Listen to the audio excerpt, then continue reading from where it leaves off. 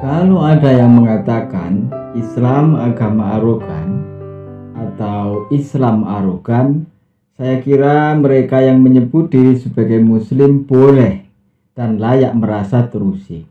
Sebab arogan bermakna negatif, bisa angkuh, bersifat memaksa, sewenang-wenang dan semacamnya. Bahwa nyaris semua agama mengklaim kebenaran, demikianlah sifat dari agama, dan itu bukan arogansi. Lalu apakah Abu Janda atau Permadi Arya mengatakan Islam agama arogan atau Islam arogan? Redaksinya tidak persis begitu, dan karena memang redaksinya tidak cukup baik, maka dapat dengan mudah dan cepat dipahami atau dianggap sebagai sebentuk hujatan terhadap Islam sebagai suatu agama. Padahal yang ia maksudkan saya kira adalah faham keagamaan dan bukan Islam sebagai suatu agama. Nah, disinilah kita perlu untuk belajar membedakan antara Islam sebagai agama, sebagaimana tertulis dalam kitab suci, dalam Quran dan hadis, dengan Islam dalam nalar, batin, dan perilaku manusia. Itu dua hal yang berbeda, di mana yang satu tidak dapat dengan serta-merta disematkan pada yang lainnya. Islam sebagaimana tertulis dalam kitab suci adalah satu dan sama. Islam sebagaimana tertulis dalam Al-Quran inilah Islam yang satu dan sama. Inilah Islam yang suci, Islam yang sakral, Islam yang terbebas dari kesalahan. Setidaknya itulah yang diyakini oleh umat muslim. Dan tentang hal ini saya tidak tahu siapa di antara kita yang paling sesuai dengan apa yang dimaui Quran. Nah, inilah Islam yang menjadi bidang kajian para ulama. Adapun Islam dalam nalar, batin, dan perilaku manusia nyaris sebanyak jumlah pemeluknya.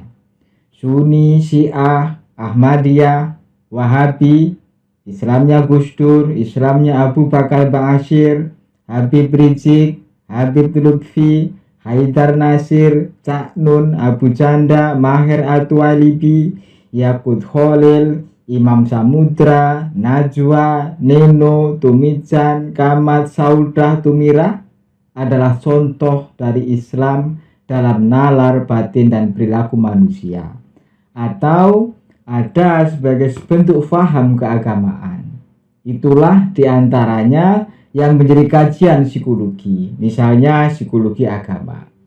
Nah, dalam konteks Islam dalam nalar, batin, dan perilaku manusia itulah apa yang dianggap sebagai faham keagamaan yang moderat, yang sekuler, yang liberal, yang arogan, dan lain-lain bisa saja terjadi. Sekali lagi, ini bukan Islam sebagai agama, tapi faham atau model keagamaan. Dan itu tentang orang. Gus Dur itu orang, Abu Bakar Ba'asyir itu orang. Mengkritik Gus Dur tak mengandung arti mengkritik Islam.